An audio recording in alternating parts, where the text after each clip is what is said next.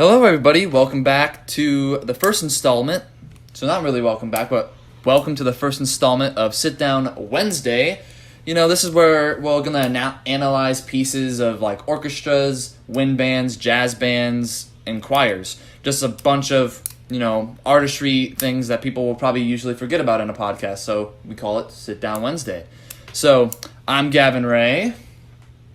I'm Mitchell Urban. And we're going to get started. So before we start, like always, we're going to mention the Musicians List Arts auditions. Go follow the Instagram at Musicians List Arts to get that information. And again, the information has changed.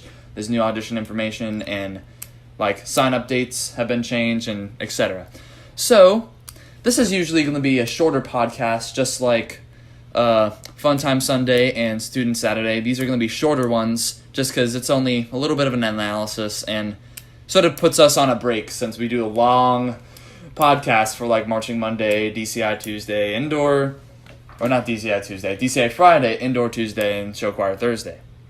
So we're going to talk about the piece, and I'm going to let Mitchell introduce our piece here. Go ahead. All right, so this week we are going to be talking about Gustav Mahler's Second Symphony. It's called the Resurrection Symphony. It's a very awesome symphony, which I totally would recommend listening. We're going to discuss a couple parts of. We're going to discuss the opener specifically, like the opening 2-3 minutes, and then we're going to give our spiel on what we think about it. But I would totally recommend listening to the entire thing.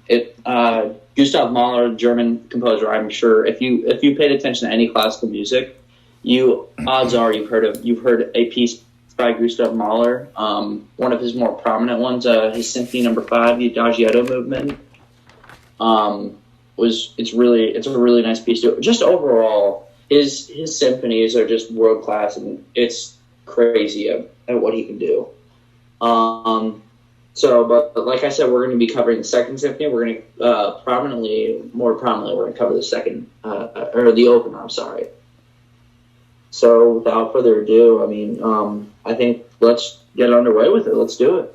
Okay, so we're asked to just talk about what we think about this piece. And I've only heard this piece a couple times, but I'm a big Gustav Mahler fan. He makes so many amazing pieces, and he's such an amazing composer so in theory, we had a project that we did a composer analysis, that we did like a podcast on a composer. I did Dmitri Shostakovich.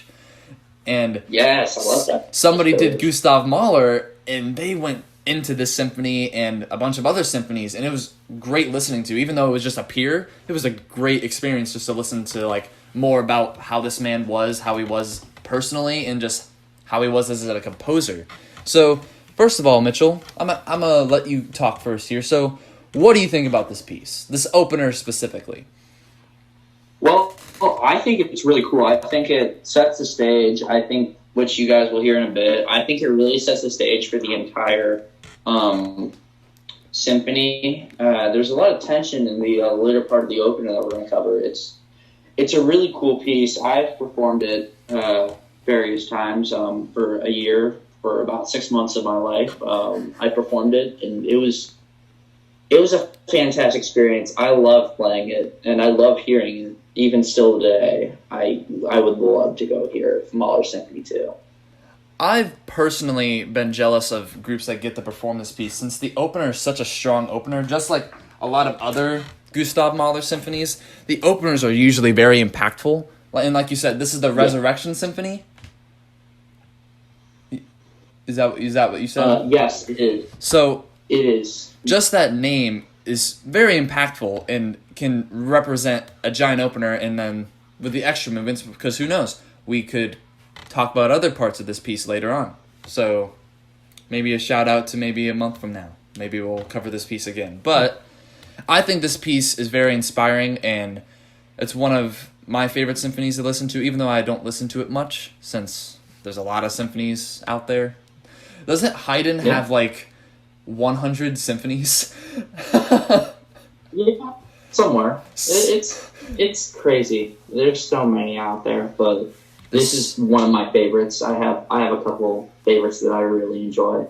It is a a couple groups favorites as well. So we're going to talk about some groups that have performed them, specifically like Bands of America and Drum Corps International groups. So I'll let Mitchell talk about the first group, Carmel.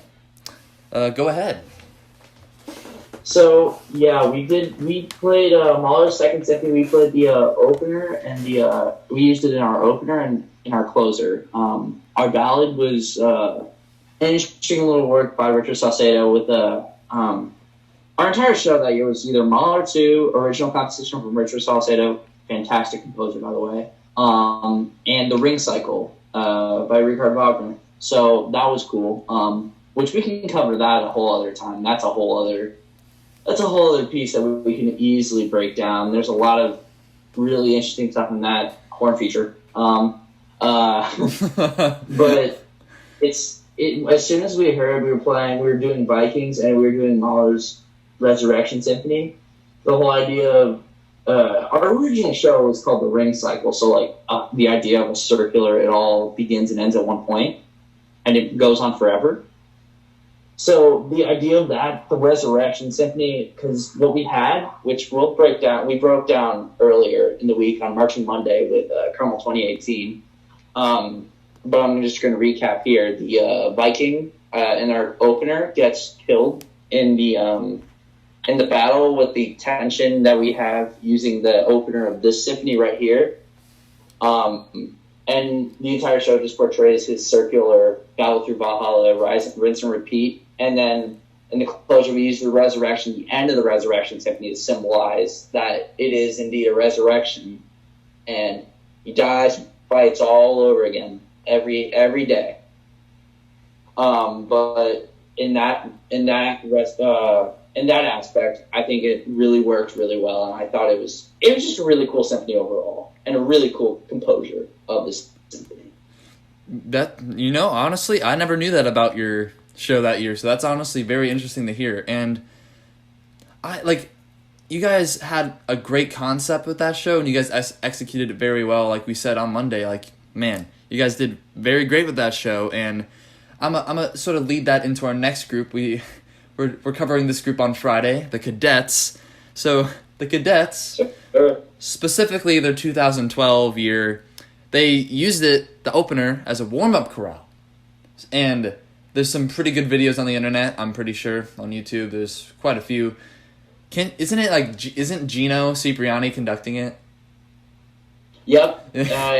It's the most prominent one that I've seen. They used it a various couple times. They used it in their warm-up, in their live tunes, 2011, 2012, 2015. They used the closer of this, just power. But it's awe-inspiring to watch. It's just a really, really great symphony.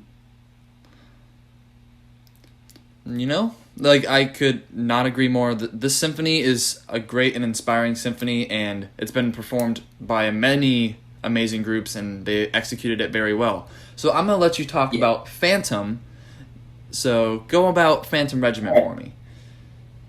So the Phantom Regiment used the end of this. A lot of groups will use the end of this prominently. Cadets used it again in their lot tunes.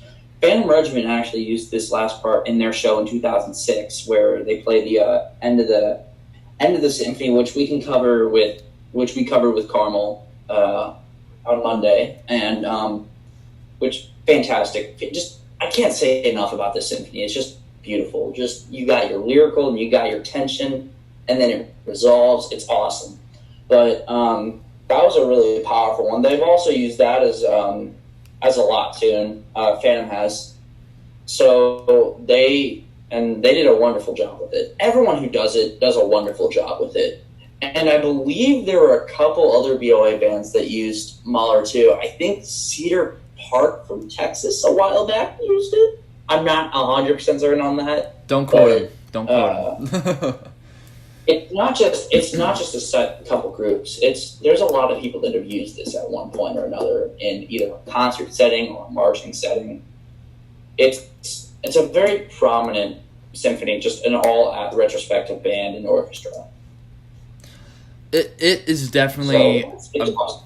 It is definitely a very popular symphony to like be used. It's sort of like underrated in my opinion. Not many bands like use it as much as they have before. It's sort of more like before 2019, like that's when everyone like used it prominently, and that's only a year ago. But another group that used it was Crown, 2010, Carolina Crown. They did it as their pre-show.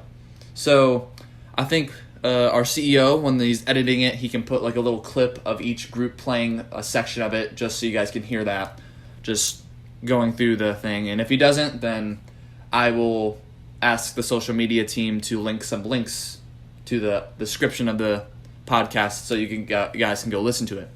But, you know, I'm jealous of this symphony. I wish maybe we'll get to play it next year. I'm a senior, so who knows?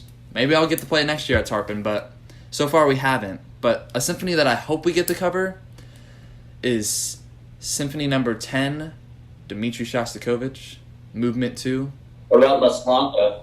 Maslanka is a good symphony too. We played it this year. I really want to cover that eventually as well.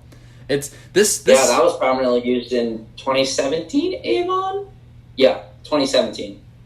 Yeah, we'll probably cover them eventually, so... Eventually, yeah, we'll get to it. Maybe that will be the piece of the week as well, so who knows? Well... Who knows? Without further ado, so we're gonna talk about the original later on. Like, this is the original symphony, and how these other groups obviously had an altered version of it, because it's a marching band or a drum corps group, they change it up a lot. And because they don't have strings. You don't have strings on a marching field unless you're Carmel. But unless you're Carmel. That is good one. But that is true. But so what we're going to do here is we had some trouble trying to get the audio and just talk over it both. So what we're going to do is we're both going to mute ourselves. He's going to record him talking about it, and we're going to go over 2.5 minutes of the symphony. And yeah, 2.5 minutes, and then we'll come back. Awesome. So I'm going to mute myself, and you can do the same, and we can continue. All right. Okay, guys, so this is my side. I didn't end the tape like I usually would, since it's just muting it instead of changing calls. So we're going to start. The specific version we're looking at is Mahler Symphony Number 2, Simon Bolivar Symphony Orchestra, and it's being conducted by Gustav Dudamel. Very good video. We'll probably put the link to this video in the description. So, without further ado, let me listen to it.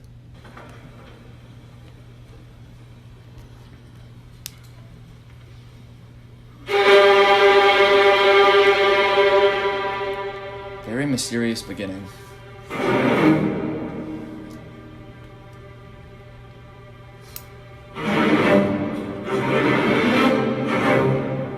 Such a nice entrance.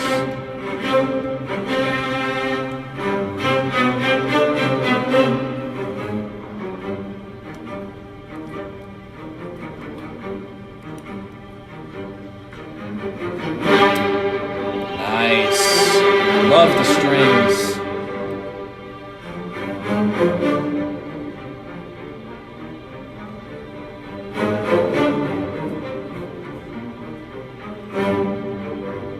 Gustav was such a, he's such a wide variety of conducting styles. I don't know why I said he's such. No, he has such a wide variety, and I've always loved watching, like, symphonies or any pieces getting conducted by him. Ooh, brass. And woodwinds. The winds entered.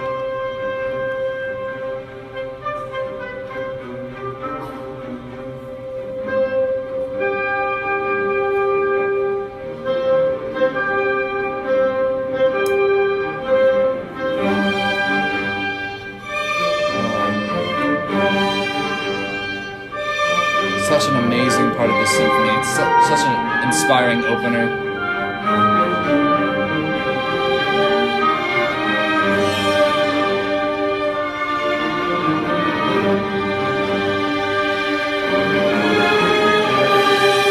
Oh, the performers are all into it. I love the body motion they put into it.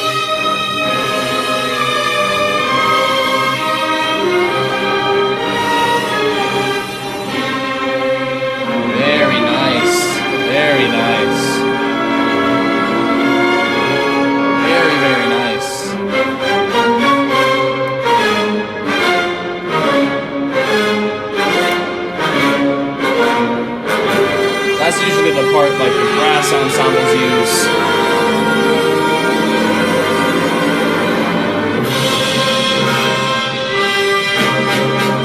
Oh, yeah.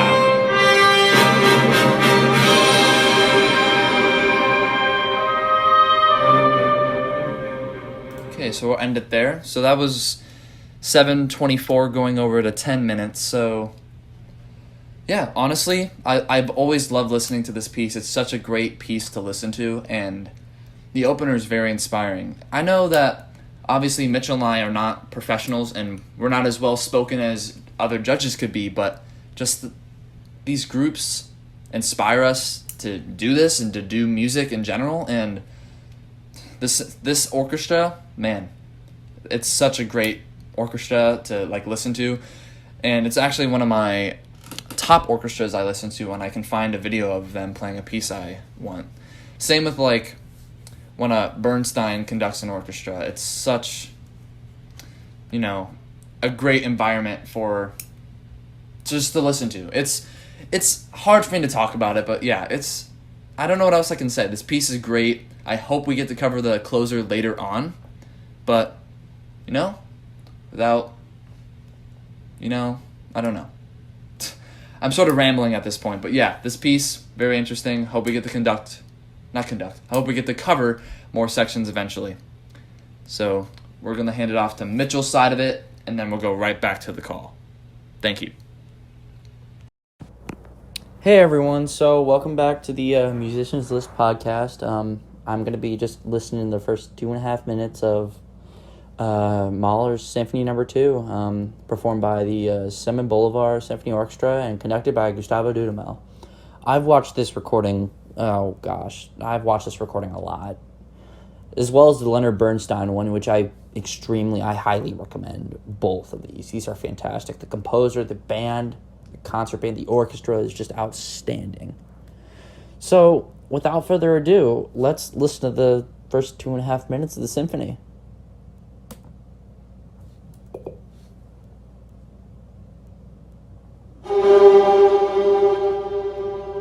So we got a string sustain first. That's cool. Very fun little lines for the strings.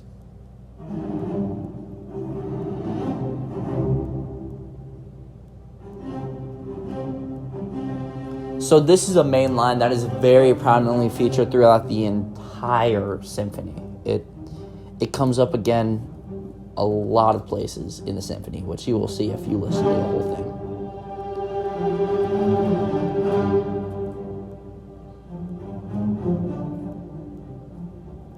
I like the little echo. I kind of wish we did that.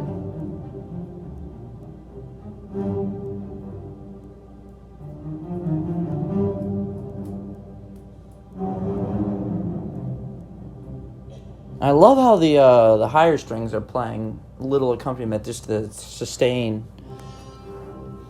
And then the brass come in, as well as the oboes and flute, and all the woodwinds in general. They come in on this point.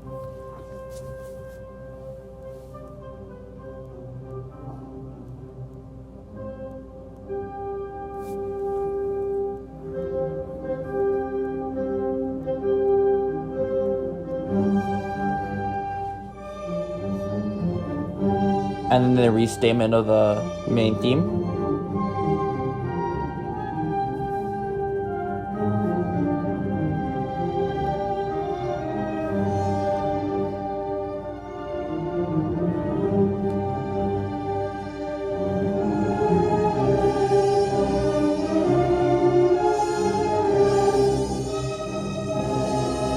Here's the tension.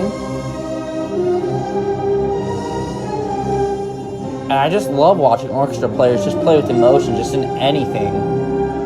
It's just cool to see how they nod along to it and they just get their whole body into it.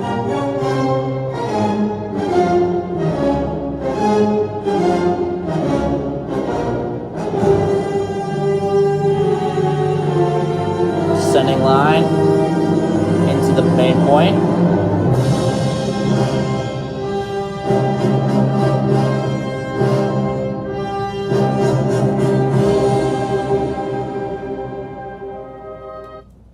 So we're just gonna cut it there, and because this whole thing is about hour 45 minutes long, and we don't really have that much. We're not gonna cover that all in depth, but who knows? On a future podcast, we probably could. We will definitely do the closer for this, which I am thrilled, because that is probably my favorite part of this entire symphony. Everything else is super cool, but the closer is just so powerful. But that's for another discussion. So this will be cool to discuss, though. I really enjoy talking about this symphony. So we're gonna flip it back to Gavin, and we're gonna discuss what we both thought of the symphony. Okay, guys, we have taken ourselves off mute now, and we're just going to discuss our opinions about how this group sounded and sort of go into depth with the parts. I think, Mitchell, towards the end, that's the part that usually brass ensembles use, if I'm not mistaken. Yeah, that's the section that's usually... The tension-filled, the climax of the line. Yeah, so like what am I trying to say here? Say something, because I'm sort of going blank-headed right now. The climax tone.